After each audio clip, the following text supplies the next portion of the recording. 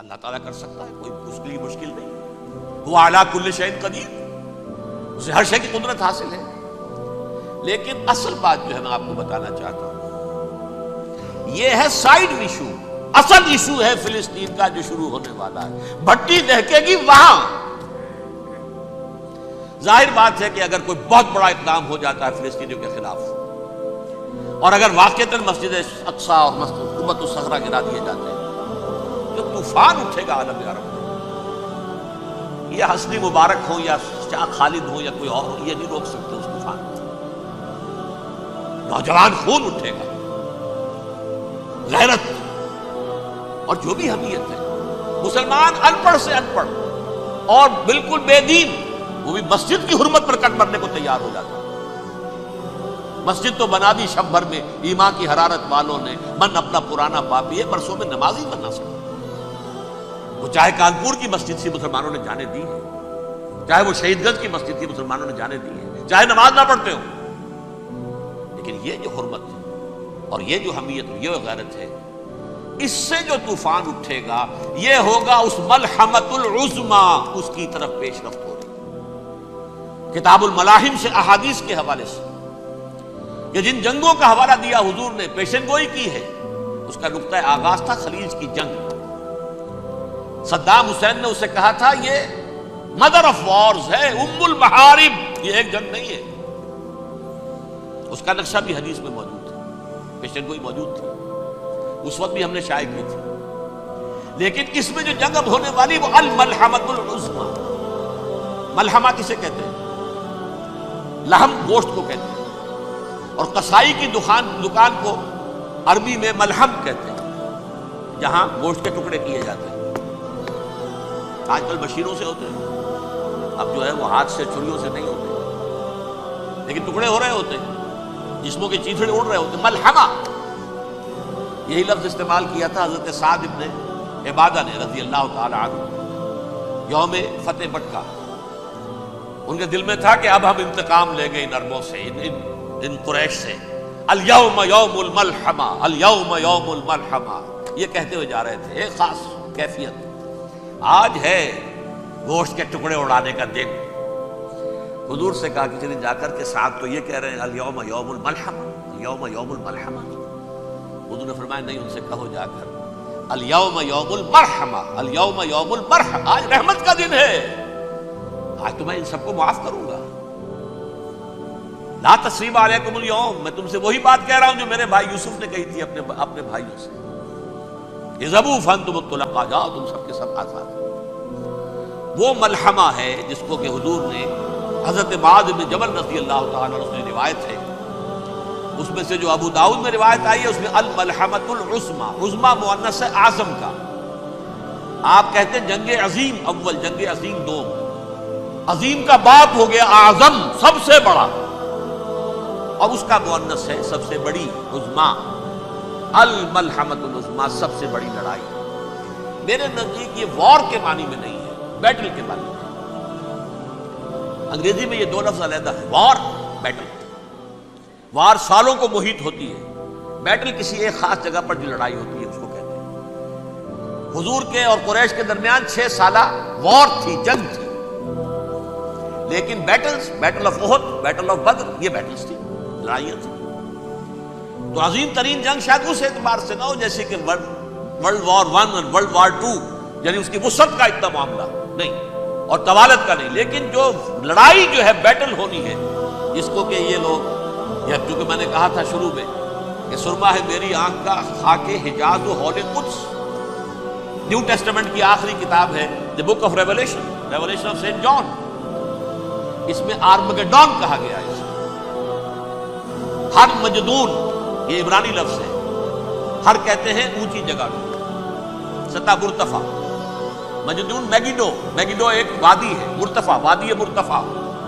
یہ ہے واقع لبنان، اسرائیل اور شام کے درمیان جو ٹکڑا، جو ٹرائنگل بنتی ہے، یہ ہے. یہاں پر بڑی جنگ لڑی جائے گی، اور یہ جنگ صلیب ہوگی جو کہا ہے بش نے، یہ جنگ صلیب. سیکنڈ ملینیم شروع ہوئی تھی تو پہلی صلیبی جنگ ہوئی تھی، تھرڈ ملینیم شروع ہوا ہے، یہ سیکنڈ صلیبی جنگ ہے، یہ کروسیڈ. اور میں اس مرتبہ امریکہ گیا تھا تو پہلی مرتبہ مجھے وہاں ایک رسالہ ملا ٹرمپٹ نام کا.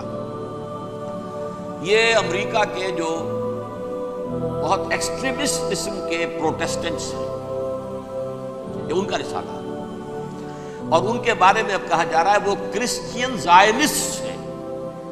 آپ شاید پہلی مرتبہ یہ لفظ سن رہے ہو. زائنسٹ تو ہم سمجھتے ہیں یہودیوں کو، کرسچین زائنسٹ وہ ہیں جو ہیں تو عیسائی پروٹیسٹنٹس ہیں، لیکن اسرائیل کے وہ حمایتی یہودیوں سے بڑھ کر ہیں.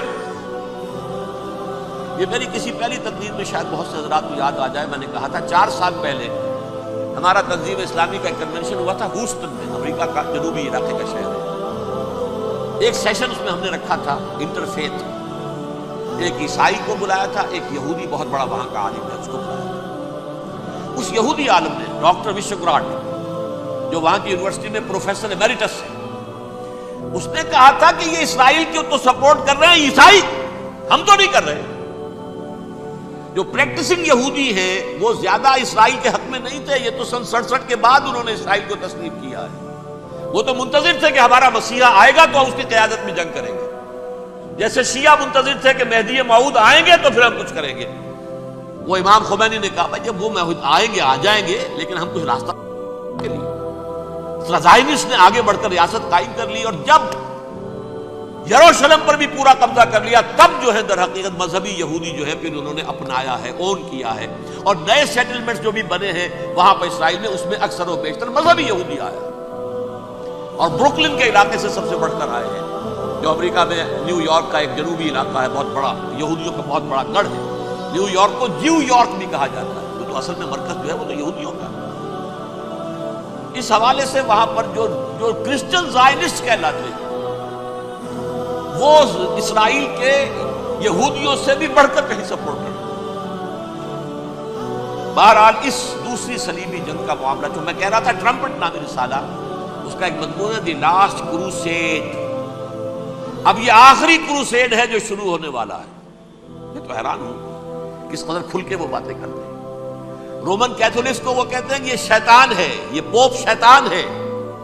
یہ یورپ کو اس نے جمع کیا ہے کرسچینٹی کی بنیاد پر، اور اس میں زیادہ تر کیتھولکس ہیں. آپ کو معلوم ہے برطانیہ بڑی مشکل سے شامل ہوا ان کے ساتھ، اس لیے کہ وہ پروٹیسٹنٹس کا سردار تھا، ابھی پوری طرح نہیں ہے. یورپ جو ہے وہ رومن امپائر دوبارہ یہ کھڑی کر رہا ہے، اور در حقیقت یہ جو ہے یہودیوں سے بھی چھیننا چاہتے ہیں اسرائیل کو اور فلسطین کو، اور مسلمانوں سے بھی. اور یہ وہی کروسیڈ جو تھے اربن ثانی کے، اس کی تیاری کر رہے ہیں تاکہ وہاں پر عیسائی حکومت قائم ہو جائے، کیتھولکس کی، پوپ کی حکومت قائم ہو جائے، جیسے ایسٹ تیمور میں کر دی ہے. ایسٹ تیمور میں کون سی حکومت بنی؟ Roman Catholic. رومن کیتھولک اسرائیل میں بنے، تاکہ یہ سارے مقامات مقدسہ جہاں اسرائیل پیدا ہوئے، بیت حضرت مسیح پیدا ہوا، بیت لحم کہاں ہے؟ وہی ہے کہ نہیں؟ جہاں سے ریزریکشن ہوا ان کے خیال میں وہ کہاں ہے؟ وہیں پر ہے کہ نہیں؟ بڑے بڑے گرجے ان کے وہی ہیں. اس اعتبار سے ان کا کہنا یہ ہے یہ لاسٹ کروسیڈ کی تیاری ہو رہی ہے، یہ کیفور. اور ان کا کہنا یہ ہے کہ یہ پوری طاقت نیٹو کی جو ہے، یہ پہلے جرمنی سے لائی گئی بوسنیا، انہوں نے خود وہاں جنگ کروائی، انہوں نے خود وہاں پر ایتھنک کلینسنگ کروائی، پھر خود مصالحت کے لیے آ گئے، پھر کوسوو میں انہوں نے خود آگ بھڑکائی. یہ میں نہیں کہہ رہا، یہ وہ ٹرمپٹ رسالہ امریکہ سے چھپنے والا پروٹیسٹنٹس کا رسالہ ہے جو یہ کہہ رہا ہے. پھر انہوں نے کوسوو کے اندر کروایا، اور پھر وہ وہاں پر پیس فورس کی حیثیت سے آ گئے. اب وہ میسیڈونیا میں کروا رہے ہیں اور وہاں داخل ہو گئے ہیں. اگلا قدم ان کا سائپرس ہوگا، سائپرس میں ترکوں کو اور وہ گریکس کو لڑائیں گے اور وہاں آ جائیں گے، وہاں سے ایک چھلانگ لگائیں گے اور یہ فلسطین میں پہنچیں گے، اور یہ وہاں پر ایک رومن امپائر، اپنی پرانی رومن امپائر کی طرح کی رومن کیتھولک ریاست قائم کرنا چاہتے ہیں. تو وہاں امریکہ کے عیسائیوں میں بھی کوئی ایک طبقہ نہیں ہے، کیتھولکس بھی ہے. کیتھولکس زیادہ نہیں ہے ہمدرد، لیکن اب تابع ہو چکے ہیں. اسحاق ریبین نے جب یہ پیس ٹاک شروع ہوئی تھی، آپ کو یاد ہوگا شاید، کہ جب وہ آیا تھا واشنگٹن سے واپس فلسطین اسرائیل، تو پہلے روم میں رکا for an audience with the Pope, اور پوپ کو اس نے ایک مرتبان سا پیش کیا تھا، حضرت سلیمان علیہ السلام کے زمانے کا مرتبان، اور کہا تھا دیکھیے 3000 برس تک ہم نے اس کی حفاظت کی ہے، اب یہ میں آپ کے حوالے کر رہا ہوں. اس کے بعد سے پوپ جو ہے بالکل رام ہو گیا اور وہ عیسائیوں کے ساتھ اور یہودیوں کے ساتھ ان کا پورا معاہدہ۔ اب پورا عیسائی ورلڈ جو ہے بعثت مجموعی یہودیوں کے شکنجے میں ہے۔ البتہ ان کے اندر بھی جھگڑے ہیں، جو وہاں پر وائٹ کرسچن ملیشیاز ہیں وہ ایکسٹریمسٹ ہیں کیتھولکس، ان کے نزدیک دشمن نمبر 1 یہودی، دشمن نمبر 2 مسلمان، دشمن نمبر 3 جو یورپ میں کالے ہیں، ایفرو امریکن، چاہے وہ عیسائی ہو گئے کوئی بھی ہو، یہ 3 دشمن ہیں جن سے انہوں نے کلینز کرنا ہے، صاف کرنا ہے ان کے خیال کے مطابق امریکہ کی سوسائٹی، اولا یہود، پھر مسلمان، اور پھر یہ جو کالے ہیں۔ لیکن دوسری طرف پروٹیسٹنٹس کے اندر ایکسٹریمسٹ وہ ہیں جنہیں کہا جا رہا ہے یہ کرسچین زائنسٹس ہیں، یہ اسرائیل کے، اسرائیل سے بڑھ کر سپورٹرز۔ بہرحال یہ اب جنگ ہوگی، اس کا نتیجہ کیا نکلے گا یہ تو اللہ ہی جانتا ہے۔ اب میں آخری بات کی طرف آ رہا ہوں۔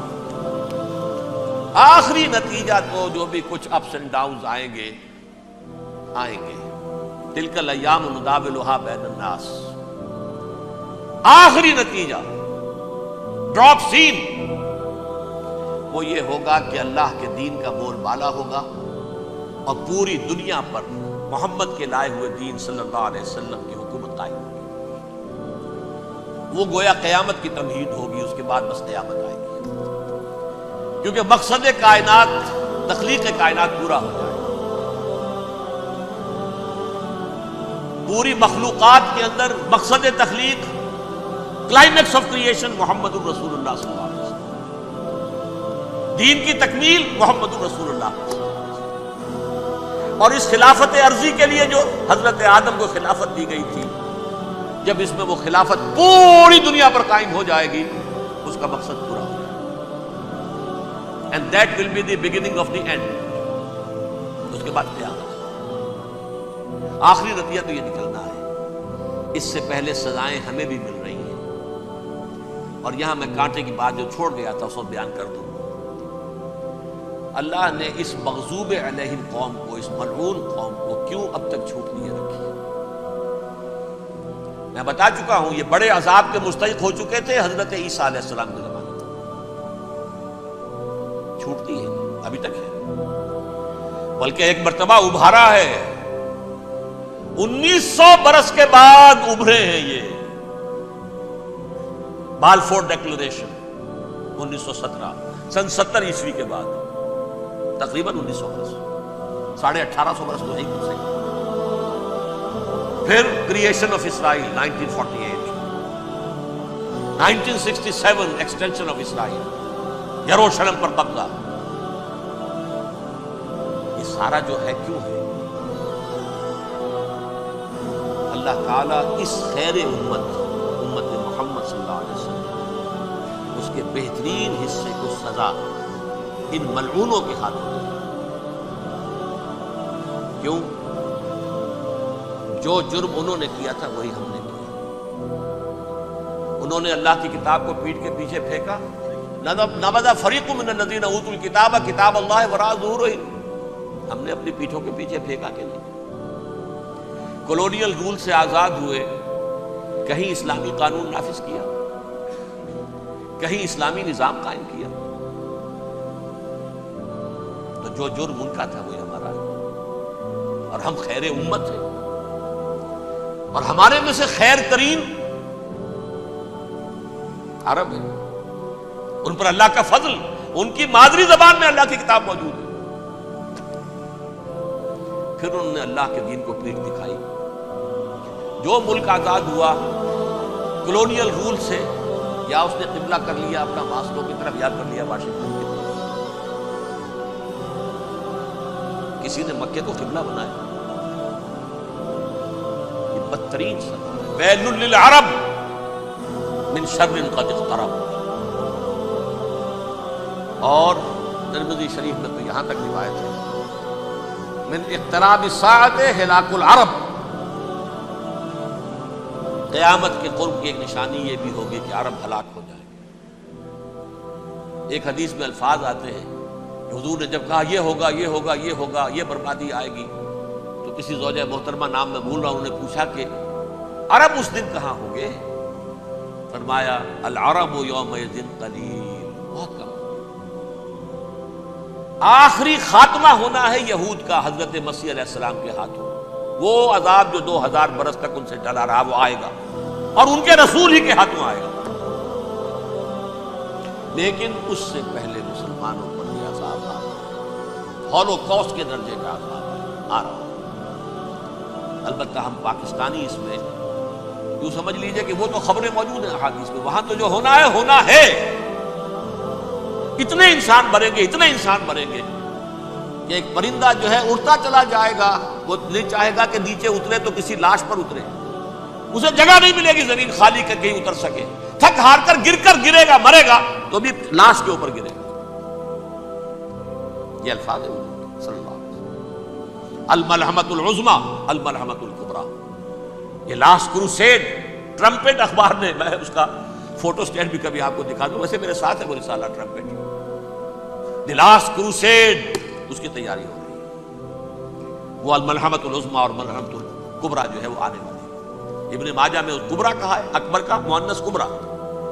ملحمہ کبریٰ سب سے بڑی جنگ اور ملحمہ عظمیٰ سب سے عظیم جنگ. یہ ہوگی اور بہت جلد.